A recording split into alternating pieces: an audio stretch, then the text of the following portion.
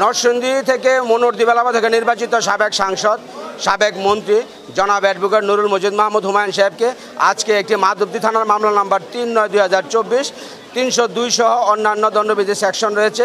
সে মামলায় তদন্তকারী কর্মকর্তা ৫ দিনের রিমান্ডের আবেদন করে বিজ্ঞ আদালতে সুপর্দ করে।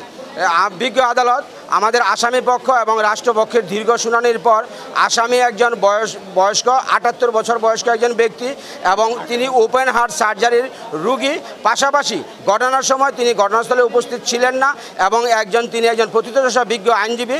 সার্বিক বিবেচনায় ঘটনাস্থলে উপস্থিত না থাকা, বয়স এবং অসুস্থতা বিবেচনায় তার রিমান্ডে রাষ্ট্রপক্ষ থেকে আনিত রিমান্ডের আবেদন নামঞ্জুর করেছেন।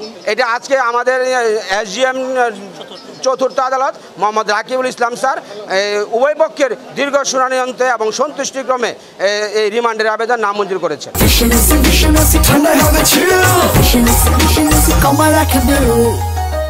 আজকে যে বিজ্ঞ মিনিস্টার রাকিবুল হাসান যে আদেশটা দিয়েছেন, এতে সম্পূর্ণ অন্যায়ভাবে আদেশটা দিয়েছেন। এটা সম্পূর্ণ একটা অন্যায়ভাবে যুগ সাজসে এবং উপর মহলের কোনো নেতৃত্বের কারণে নির্দেশে এই ঘটনাটা তাদের রিমান্ডে বাতিল করা হয়েছে।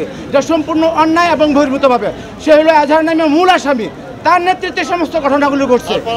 তার পরামর্শে, তার নেতৃত্বে, তার হুকুমে এবং নরসিংদী জেলা শুধু তাই না, সারা বাংলাদেশে তার নেতৃত্বে এই ঘটনা ঘটছে।